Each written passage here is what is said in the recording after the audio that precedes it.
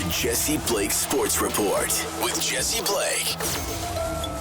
The race for the final few playoff spots in the NHL's Eastern Conference is some of the best action we have going on right now. You have the Red Wings, who are on a crazy heater, found themselves in a playoff spot as I'm talking to you right now. The Columbus Blue Jackets, who nobody expected to be good, are good and are in a playoff spot. The Bruins and Lightning currently sit out of the playoffs, and I don't think anybody thinks that's going to continue. The Rangers, who are bad, should not be bad, and the Islanders are making a push, trying to climb their way back into this race. But one team in particular stands out and will be in the playoffs and is starting to cement themselves into one of these spots, and I think they're guaranteed to make the playoffs at this point, is the Ottawa Senators. And that is who we're here to talk about, because since January 5th, you might not be aware, but since January 5th, no team in the NHL has more points than the Ottawa Senators. Yes, a month's worth of a hockey. The Ottawa Senators are the number one team in the National Hockey League. They are that good right now. And there's a number of reasons why I think this can easily continue for this team. But first, I asked Julian McKenzie, hey, why is this happening for this Sens team? They've been bad for 7 seasons. They haven't made the playoffs in a many moons, seven years. Why is this year different? Julian, who's the Athletics beat writer for the Ottawa Senators, said this: the Senators got sick and tired of losing and decided to play defense. That's why they have a top 10 defense, something they haven't had since 2017. Goaltending has also held up, and they have had enough talent to sufficiently contribute offensively. And Julian, so smart, he nailed it. That's what we're going to get into, the defense side of the Ottawa Senators. Because in that span, that January 5th timeline that I'm talking about, where the Ottawa Senators are first in the National Hockey League, they've only allowed 2.07 goals against per game. That's ridiculous. That's second in that span. Only Washington, who's allowed 1.85 goals against per game, are ahead of them. And in that same span, the Ottawa Senators are 22nd in goals for and 21st in the power play. So they're not good at scoring at all, but they get enough because the defense and goaltending has been so good. Linus Ullmark's been out as well during that span. He came back and he was backing up Anton Forsberg on Monday, so he's going to play any day now in a starting role, so he's back now. But in that span, you had Levi Merilainen playing great hockey, who's now been sent down, and Anton Forsberg filling in a little bit, playing great hockey, and it's because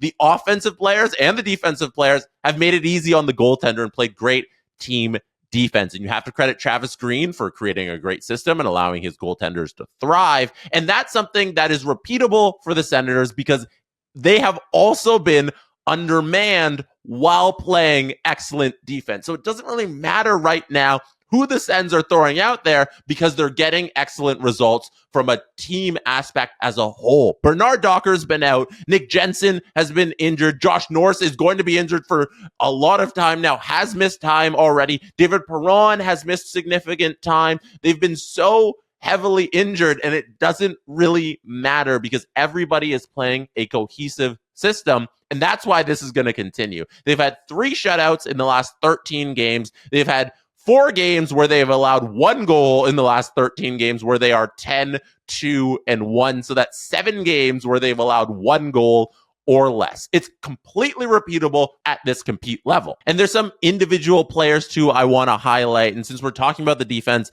let's start with Jake Sanderson, who on Monday scored a Quinn Hughes-like beautiful goal where he walked the line backwards, shot it through traffic, and it went right through the goaltender for a goal. It was a beautiful sight to behold, and we're not too far away from Jake Sanderson, who's 22 right now, entering the next echelon of top-tier defensemen. He's not there yet. Let's not jump the gun on Jake Sanderson and who he is currently as a player, but we're not far away from that. And a great playoff performance from him and a coming out party for Sanderson can get him into that next upper echelon of young defensemen in this league. I'm not going to put the cart before the horse, but there's special stuff going on with Jake Sanderson, and I think we should all be on a lookout for what this guy might do in his career. Next up, Adam Gaudette, who is the definition of a journeyman player this season so far,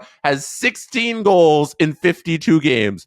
Adam Gaudette's previous career high was 12 goals in 59 games in the 1920 season for the Vancouver Canucks. Since then, he played for the Canucks, was drafted by them in the 5th round. He played for them from 17 till 21. There, he was traded to the Blackhawks, played for the Blackhawks a little, went to Ottawa, didn't work out, scored 4 goals in 50 games, went to the Blues, didn't work out, played in the minors. He was a member of the Marlies, Springfield Thunderbirds, and just couldn't connect anywhere in the NHL. And now at the age of 28, all of a sudden, out of nowhere, Adam Gaudette is a sharpshooter on this team and a force to be reckoned with for the Ottawa Senators. What a coming out party for this journeyman player.